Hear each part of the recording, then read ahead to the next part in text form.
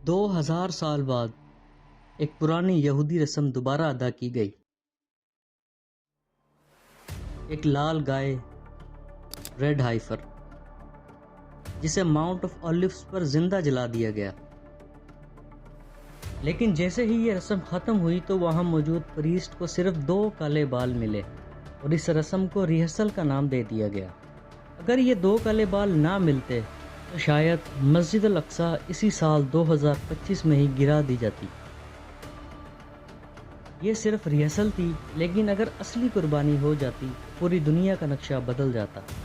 آخر یہودی اس لال گائے کو پچھلے 2000 سالوں سے کیوں ڈھونڈ رہے ہیں، اور اس لال بچڑے سے مسجد اقصی کو کیوں خطرہ ہے؟ ان سب سوالوں کا جواب ایک ہی چیز سے جڑا ہے: ہیکل سلیمانی، دی ٹیمپل آف سولومون۔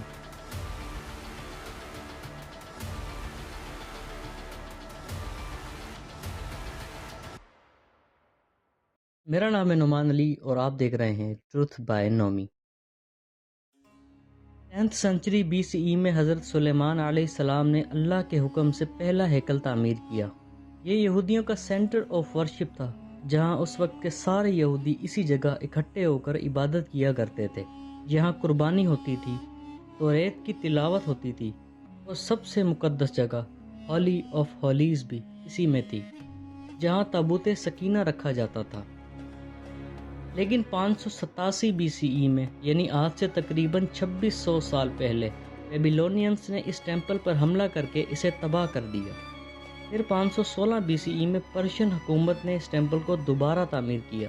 پھر تقریباً 580 سالوں بعد رومن امپائر نے اسے بھی مٹا دیا، اور تب سے تیسرا ہیکل یا تھرڈ ٹیمپل آج تک نہیں بنا۔ یہودی پچھلے 2000 سالوں سے اس ٹیمپل کو بنانے کی بھرپور کوشش اور خفیہ چالوں میں مصروف ہیں، لیکن آج اس جگہ مسلمانوں کی مقدس مسجد الاقصی موجود ہے۔ حضرت عمر بن خطاب رضی اللہ تعالی عنہ نے 638 CE میں جب یروشلم فتح کیا تو انہوں نے یہ جگہ مسلمانوں کی عبادت کے لیے طے کی، اور یہاں بنی مسجد الاقصی، اسلام کی تیسری مقدس ترین مسجد۔ یہ وہی جگہ ہے جہاں سے حضرت محمد صلی اللہ علیہ وسلم نے معراج کے وقت آسمان کا سفر شروع کیا۔ یہ وہی زمین ہے جسے قرآن نے ارض المقدس یعنی مقدس زمین کہا۔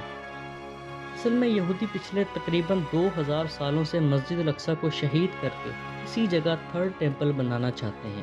اب سوال یہ ہے کہ وہ 2000 سالوں سے اس تھرڈ ٹیمپل کو بنا کیوں نہیں رہے، اور کس چیز کا انتظار کر رہے ہیں؟ وہ چیز ہے ریڈ ہائفر، ایک لال بچھڑا۔ آرتھوڈوکس ربائز اور ٹیمپل انسٹیٹیوٹ کے لوگوں کے مطابق تھرڈ ٹیمپل تب تک نہیں بنایا جا سکتا جب تک ٹیمپل کے بڑے بڑے پریسٹ یا ربائز کو پاک نہیں کیا جاتا۔ انہیں پاک کرنے کے لیے ایک لال رنگ کا گائے کا بچھڑا چاہیے، جسے وہ جلا کر اس کی راکھ کو پانی میں ملائیں گے اور اس پانی کو ان پریسٹ پر چھڑکیں گے، جس سے یہودیوں کے مطابق وہ پاک ہو جائیں گے، اور پھر اگلا سٹیپ یعنی تھرڈ ٹیمپل کا کام شروع ہوگا۔ اور اس تھرڈ ٹیمپل بنانے کے بعد ان کے مسیحا کا نزول ہوگا، جو مسلمانوں کے مطابق دجال ہوگا۔ تو یہاں سوال یہ ہے کہ ایسی کون سی لال گائے ہے جو یہودیوں کو 2000 سالوں سے نہیں مل رہی؟ اس کی وجہ ہے اس ریڈ ہائفر کی خصوصیات جو اس بچڑے میں ہونی چاہیے۔ جیسا کہ یہ ریڈ ہائفر مکمل لال رنگ کا ہو، اس بچڑے سے کبھی کوئی کام نہ لیا گیا ہو، کبھی اس کا دودھ نہ نکالا ہو، اور قربانی کے وقت اس کی عمر 3 سال ہو۔ انہی خصوصیات کی وجہ سے ایک پرفیکٹ ریڈ ہائفر کا ڈھونڈنا مشکل تھا۔ لیکن 2021 اور 2022 کے درمیان ٹیکساس سے 5 ریڈ ہائفرز امپورٹ کی گئیں۔ یہ امپورٹ پیٹس کے لیبل کے ذریعے کیا گیا تاکہ ایکسپورٹ ریگولیشنز کو بائی پاس کیا جا سکے، کیونکہ ایگریکلچر یا ریلیجس اینیمل کے طور پر انہیں لے جانا مشکل ہوتا۔ یہ ایفرٹ ٹیمپل انسٹیٹیوٹ اور بونے اسرائیل کی کولیبریشن سے ہوئی، جس میں کرسچن زائنسٹ ڈونرز نے بھی فائنینشیل سپورٹ دیا۔ ہائفرز کو کیئرفلی سلیکٹ کرنے کے بعد انہیں ایئر لفٹ کر کے اسرائیل کے ایک سیکرٹ فارم میں لایا گیا، جہاں ان کی ربائنیکل انسپیکشن اور آبزرویشن کا سلسلہ شروع ہوا۔ ایسی ہی ایک گائے کا مکمل قصہ قرآن کریم میں بھی موجود ہے۔ قرآن پاک کی سورۃ بقرہ کی آیت نمبر 67 سے 73 میں اس گائے کی مکمل خصوصیات اللہ تعالیٰ نے بیان کی ہیں۔ جب موسیٰ علیہ السلام کی قوم میں ایک شخص کا قتل ہو گیا تو کسی کو بھی قاتل کا پتہ نہیں تھا۔ آپ علیہ السلام کی قوم نے آپ سے مدد مانگی۔ حضرت موسیٰ علیہ السلام نے اللہ سے دعا کی اور اللہ نے آپ علیہ السلام کو حکم دیا کہ اپنی قوم سے کہیں کہ ایک گائے ذبح کریں، لیکن بنی اسرائیل نے سیدھا عمل کرنے کے بجائے پہلے شک و شبہ کیا اور ہر دفعہ ایک نیا سوال اٹھایا، کبھی گائے کی عمر پوچھی، کبھی اس کا رنگ، کبھی اس کے کام کا پوچھا۔ اللہ نے ہر دفعہ حضرت موسیٰ علیہ السلام کو اس گائے کی اور زیادہ خصوصیات بتا کر جواب دیا۔ پہلے فرمایا کہ وہ گائے نہ بہت بوڑھی ہو اور نہ ہی چھوٹی، بلکہ درمیانی عمر کی ہو۔ پھر فرمایا کہ اس کا رنگ زرد ہو، چمکدار ہو، جو دیکھنے والوں کو اچھا لگے، اور آخر میں بتایا کہ وہ گائے ایسی ہو جو نہ ہل چلاتی ہو اور جس میں کوئی عیب نہ ہو۔ آخرکار جب انہوں نے بہت ڈھونڈنے کے بعد ایسی گائے پائی تو اسے ذبح کیا۔ اللہ کا حکم آیا کہ اس گائے کا ایک ٹکڑا اس مردے شخص کے جسم پر رکھا جائے جس کا قتل ہوا تھا۔ جب انہوں نے ایسا کیا تو اللہ نے اس مردے کو چند لمحوں کے لیے زندہ کر دیا اور اس نے اپنے قاتل کا نام لیا۔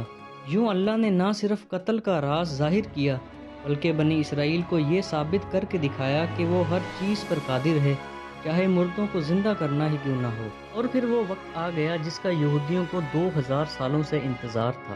8 جولائی 2025 کی صبح کے قریب 6 بجے ماؤنٹ آف اولیوز کے اس کونے میں جہاں سے ٹیمپل کا نظارہ صاف نظر آ رہا تھا، ٹیمپل انسٹیٹیوٹ کے پریسٹ اور بونے اسرائیل کے ریپریزنٹیٹیوز اکٹھا ہوئے۔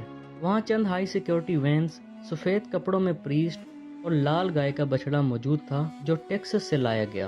قربانی سے پہلے سینئر پریسٹ نے کافی دیر تک اس ہائفر کا معائنہ کیا۔ 7 بجے کے قریب ایک لکڑی کا سٹیج سیٹ کیا گیا اور اس پر ریڈ ہائفر کو رکھ کر جلایا گیا۔ جب آگ بجھ گئی تو پریسٹ نے اس راکھ کو مٹی کے برتن میں اکٹھا کیا، اور جب اس راکھ کو مزید انسپیکٹ کیا گیا تو اس میں 2 کالے بال ملے اور یہ ساری رسم کینسل کر دی گئی۔ صرف 2 کالے بال اس ہائفر کو ناپاک ٹھہرانے کے لیے کافی تھے۔ بعد میں سینئر پریسٹ نے اس ساری رسم کو صرف ایک ریہرسل کا لیبل لگا دیا۔ اگر یہ بال نہ ملتے تو شاید مسجد الاقصی اسی سال شہید کر دی جاتی، جو نہ ہی مسلمان چاہیں گے اور نہ ہی کرسچنز، کیونکہ کرسچن کے نزدیک بھی مسجد الاقصی بہت اہمیت رکھتی ہے۔